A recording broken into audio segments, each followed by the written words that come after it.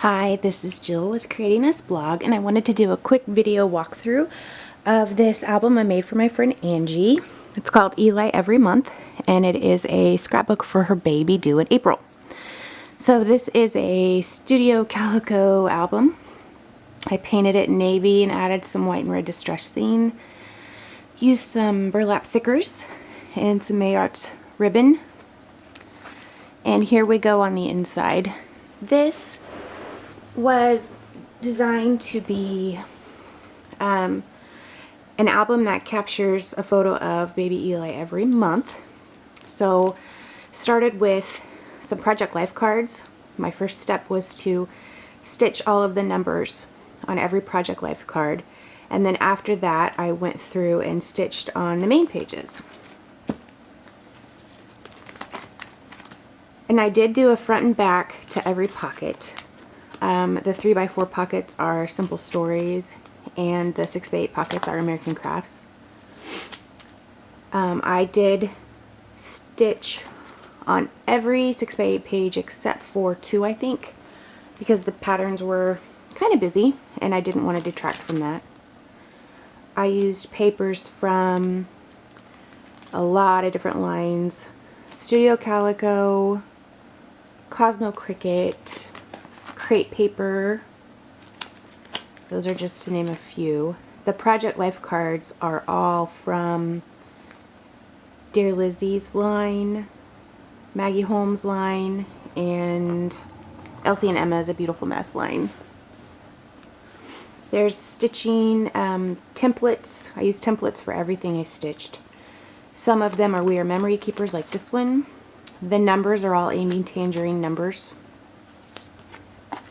And I had found some difficulty finding templates for the stitching. Amy Tangerine, of course, you know, that's her big concept, is the stitching on the pages.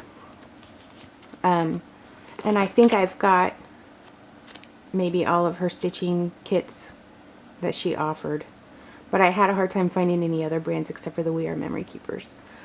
This is just a chipboard veneer that I cut. Oop, and you can see it didn't stick that great. We'll have to fix that, but I cut down one of the pockets from the 3x4 and glued it, but apparently it's not going to stay on, so I will have to use another adhesive for that one. I'll just set that aside for now.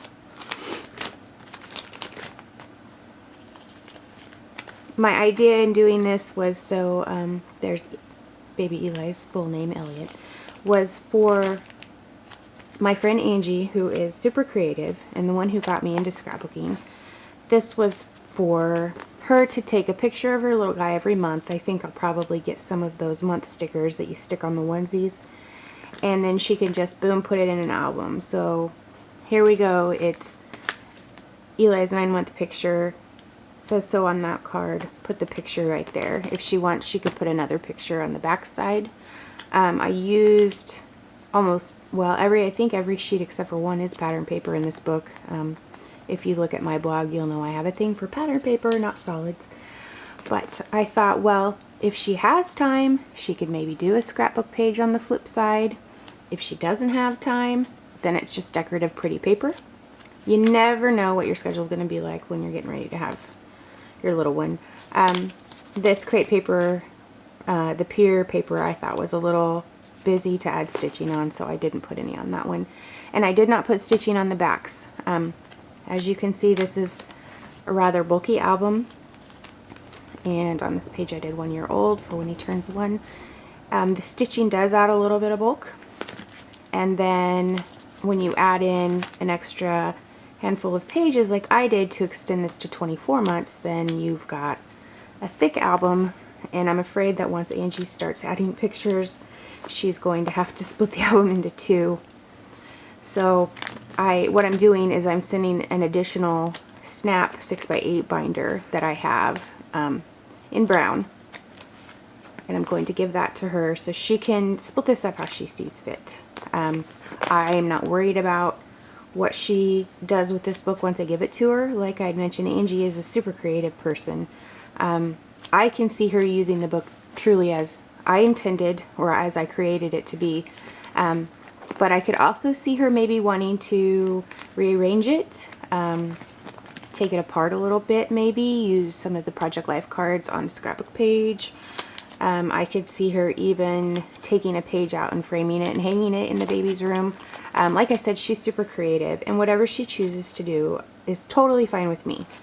I don't get worked up about stuff like that.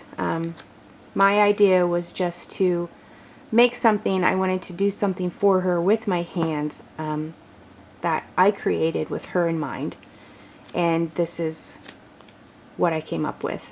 I also knew I wanted to have not necessarily a theme, but a subject, and I just thought that the picture every month would be something that she would probably do. Angie takes pretty good photos, and I can see her documenting that way. I kept the color scheme what I feel is neutral.